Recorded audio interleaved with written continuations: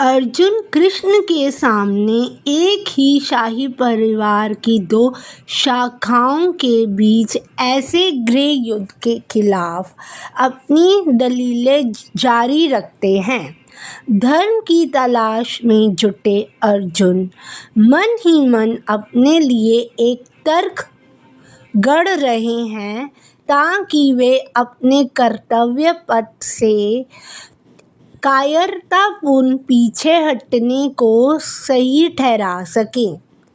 वह कर्तव्य पथ जहाँ नियति ने उन्हें कर्म करने के लिए बुलाया था।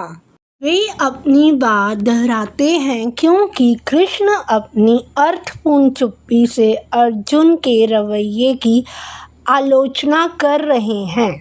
भगवान के होठों पर मौजूद वह उकसाने वाली मुस्कान अर्जुन को शर्मिंदा कर रही है।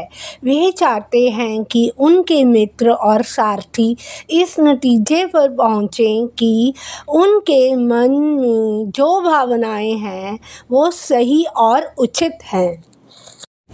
लेकिन कृष्ण की दृष्टि या भगवान के शब्दों से ना तो समर्थन मिलता है और ना ही बौद्धिक स्वीकृति।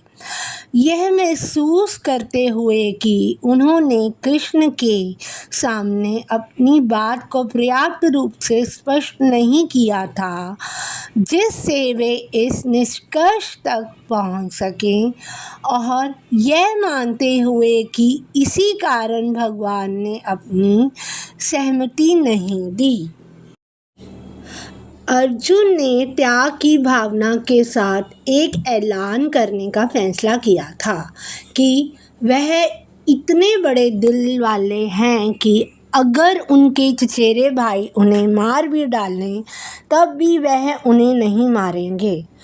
बात तब चरम पर पहुंच गई जब अर्जुन ने एक अव्यवहारिक अतिशयोक्ति के साथ कहा कि वह युद्ध नहीं लड़ेंगे, भले ही उन्हें ब्रह्मांड के तीनों लोकों की जीत मिल जाए। हस्तिनापुर के नाते रिश्ते के लिए तो बिल्कुल भी नहीं। शक्ति पर्व में कृष्ण के गोविंदा नाम की व्याख्या उस कथा के आधार पर की गई है जिन्होंने उन्हें पृथ्वी को वापस जीता था। भंडारकर लिखते हैं, इस नाम की उत्पत्ति का पता इसी कथा से लगाया जा सकता है, लेकिन ज़्यादा संभावना यह है कि गोविंदा गोविंद का ही बाद का रूप है। ऋग्वेद में गोविंद शब्द का इस्तेमाल इंद्र के लिए गायों को खोजने वाले के अर्थ में किया गया है। अर्जुन की अब तक की तमाम बातों के बावजूद कृष्ण बिल्कुल चुप रहते हैं, इसलिए अर्जुन अपना नाटकीय अंदाज छोड़कर नर्म और विनती भरा लहजा अपनाते हैं और एक ऐसे दोस्त को समझाते हैं कि कोशिश करते हैं जो बात को समझ नहीं पा रहा है।